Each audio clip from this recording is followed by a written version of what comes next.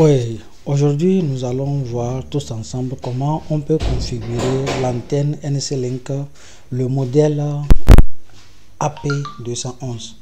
NC-Link AP211 est une antenne qui émet sur 300 Mbps par seconde et qui a une diffusion de 2.4 GHz, 300 Mbps sur 2.4 GHz. C'est une antenne qui a 14 dBi comme gain de l'antenne. Aujourd'hui, nous allons essayer de voir comment on peut configurer cette antenne en mode point d'accès pour que vous puissiez l'utiliser pour étendre la portée de votre connexion internet. C'est une antenne qui est alimentée par un transfo de 24 volts et qui peut être restée sur la pluie, sous le soleil sans avoir de problème. Donc aujourd'hui, on va voir comment on peut configurer l'antenne. C'est une antenne M2 en mode AP pour pouvoir faire l'extension de notre connexion internet. Tout d'abord, vous devez adresser votre ordinateur en fonction de l'adresse IP de l'antenne.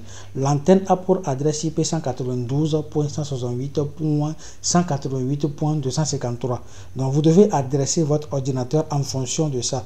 Donc par exemple ici, moi j'ai mis sur mon ordinateur 192.168.188.240 comme adresse IP que j'ai donné à mon ordinateur. Après avoir adressé l'ordinateur, maintenant vous allez dans l'un des navigateurs de votre choix et vous tapez l'adresse IP de l'antenne qui est 192.168.188.253. C'est l'adresse IP qui va vous permettre d'accéder à l'interface de l'antenne. Vous devez d'abord brancher l'antenne à une source de tension et vous tapez son adresse IP dans le navigateur. Puis vous devez avoir accès à son interface. L'interface qui vient demande de mettre un identifiant, de mettre un mot de passe. Le mot de passe par défaut, c'est mentionné derrière. C'est admin, c'est mentionné derrière, c'est admin. Donc vous mettez le mot de passe admin et vous continuez. Vous cliquez maintenant sur login pour continuer. Donc vous mettez le mot de passe qui est admin et vous cliquez sur login. Quand vous cliquez sur login, maintenant vous avez accès aux différents menus à l'interface de l'antenne.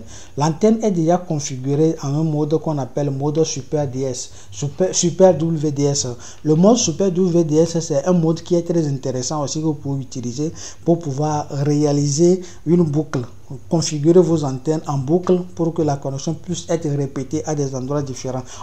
J'ai déjà fait des vidéos là-dessus. Quand vous allez sur la chaîne YouTube, vous tapez seulement Link Communication, vous allez voir des vidéos que j'ai déjà fait sur les antennes NC-Link.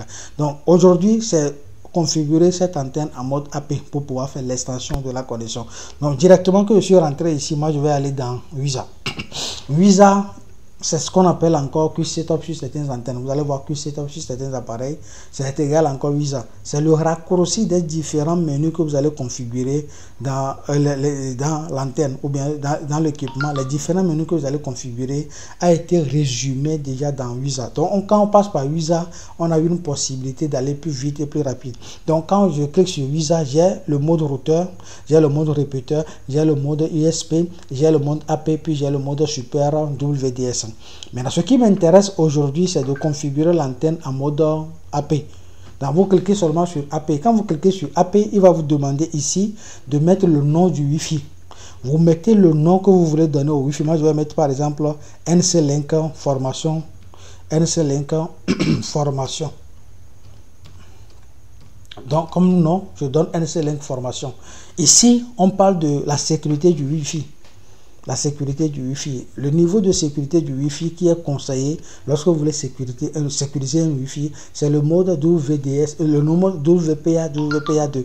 Pour d'autres appareils qui sont aujourd'hui, c'est-à-dire que le Wi-Fi 6, on a WPA3.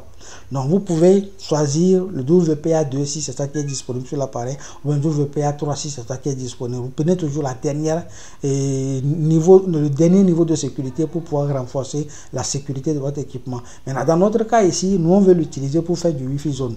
J'avais dit dans plusieurs vidéos que lorsque vous voulez configurer un appareil pour faire l'extension de Wi-Fi zone, on n'a pas besoin de mettre le mot de passe sur le Wi-Fi. Le signal Wi-Fi SSID, on ne met pas de mot de passe là-dessus. Vous voyez ici, on a SSID. Maintenant, ça, c'est l'encryption, c'est le mot de passe du Wi-Fi. Donc, on va prendre seulement non, on ne va pas sécuriser le Wi-Fi, on prend non.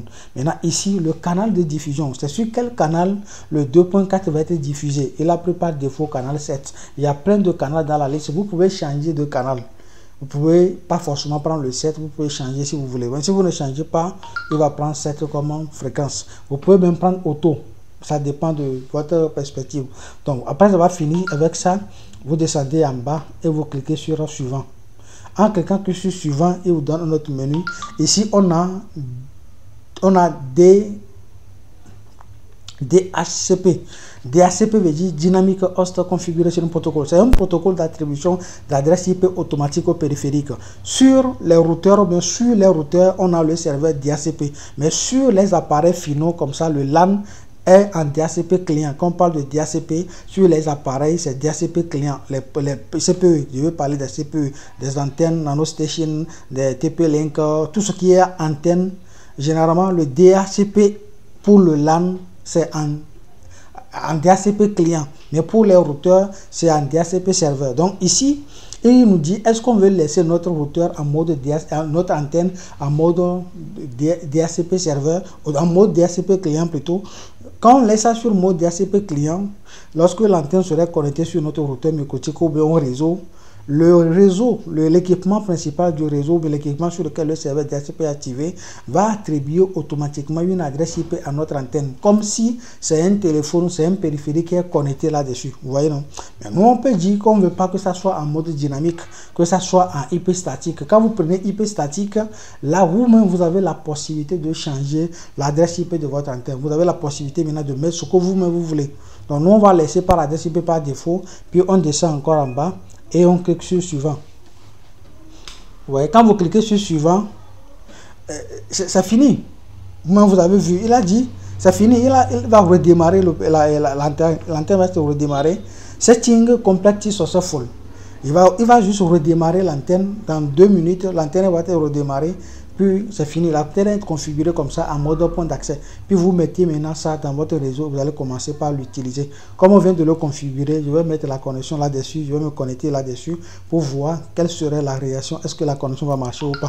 Maintenant, lorsque vous prenez un câble venant de l'équipement sur lequel vous voulez connecter, c'est-à-dire sur le microtique, vous mettez maintenant le câble sur le port LAN.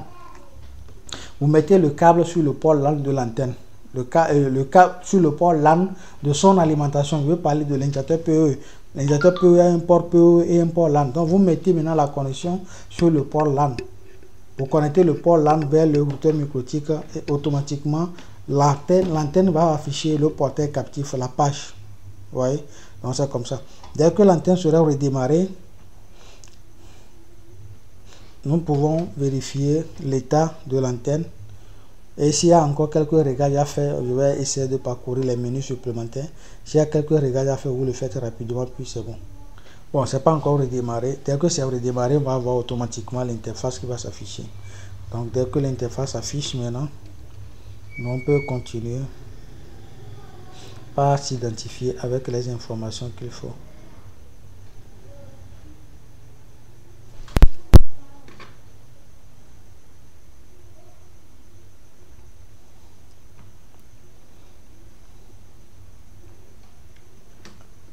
Normalement, les 2 minutes ont déjà passé, ça devait se connecter. Là, je l'ai ici.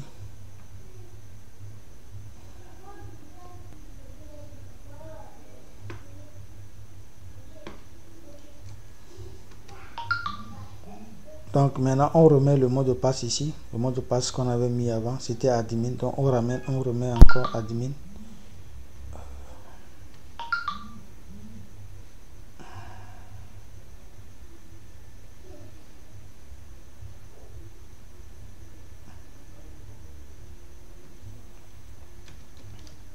Donc on se reconnecte à nouveau là-dessus pour voir quelles sont les modifications qu'on vient de faire. Dans le statut actuellement, on va voir, ça c'est l'adresse IP de l'antenne qu'on n'a pas changé, le nom du Wi-Fi, la fréquence de diffusion, le CPE, la puissance de CPE. Et le CPE actuellement à 3%, l'utilisation actuelle qui est sur le CPE. Et ici on a l'appel, la localisation, on n'a pas mis la localisation. Bon, bref, c'est ça, c'est les informations que vous pouvez avoir sur l'antenne actuellement. Vous voyez. Là c'est maintenant ici quand vous allez par exemple dans Advanced, par exemple vous avez accès maintenant au menu normal que vous pouvez avoir. Ça c'est les menus qui nous ont permis de faire la configuration mais qui ont été rassemblés dans Quick Setup ici, vous voyez, ou bien dans Visa. Donc ici par exemple, quand vous cliquez sur OLS, vous avez le nom du Wi-Fi qu'on vient de créer. Ça c'est le nom du Wi-Fi. On peut créer un autre Wi-Fi qui est le Wi-Fi virtuel, généralement appelé Virtual AP2, donc AP1, AP2. Donc on peut créer jusqu'à 3 autres Wi-Fi sur l'antenne. Vous voyez, on peut créer jusqu'à 3 Wi-Fi ou bien 4 Wi-Fi parce qu'il y a déjà le premier qui est créé. On peut ajouter encore 3 autres Wi-Fi. Si on les active, notre seul appareil peut diffuser jusqu'à 4 Wi-Fi différents. Donc ça, on n'utilise pas, mais vous pouvez l'utiliser juste pour savoir que ça aussi, ça existe, que vous pouvez utiliser sur l'antenne. Ok. Maintenant, ici, par exemple, l'antenne est la région qui est choisie. Chinois. Maintenant ici au niveau de mode, ici on parle généralement de la norme 802.11 pour tout ce qui est comme Wi-Fi. Donc ici on a la puissance de sortie de l'antenne qui est à 100%. Donc bref, c'est les informations qui permettent de renforcer la sécurité en fait de l'antenne, de renforcer la performance de l'antenne, et l'antenne peut connecter jusqu'à 64 utilisateurs simultanément. Donc avec cette antenne, on a la possibilité de connecter jusqu'à 64 utilisateurs simultanément sur l'antenne. Donc c'est ça. Ici nous avons le network, le réseau. Le réseau, là où je vous parlais tout à l'heure d'adresse IP dynamique, IP statique, c'est ici qu'on l'a fait. Et ici, dans Management, c'est là où vous pouvez redémarrer l'antenne, vous pouvez réinitialiser l'antenne, faire la mise à jour de l'antenne. Bref, et ici, par exemple, ici, User. Au niveau de User, vous pouvez changer le mot de passe ou bien le nom d'utilisateur qu'on avait tapé avant d'avoir accès, par exemple, admin. Tout le monde sait que l'antenne NC-Link a pour nom d'utilisateur admin et le mot de passe aussi admin. Mais lorsque vous configurez l'antenne, vous pouvez changer le mot de passe de l'antenne ou bien le nom d'accès de l'antenne afin de pouvoir empêcher les d'autres personnes d'accéder à votre antenne et de créer des soucis après. Donc quand vous faites ça, quand vous changez le mot de passe ou bien le nom, vous devez renseigner ça dans un document bien sécurisé et que vous devez conserver. En cas de souci, si on vous appelle, vous pouvez prendre ce document là rapidement ou bien envoyer ça et le problème sera réglé. Vous voyez, donc c'est comme ça. Donc voici tout ce que je voulais vous montrer dans cette vidéo. Si vous avez aimé, partagez-la et on se dit ciao ciao pour une nouvelle aventure encore.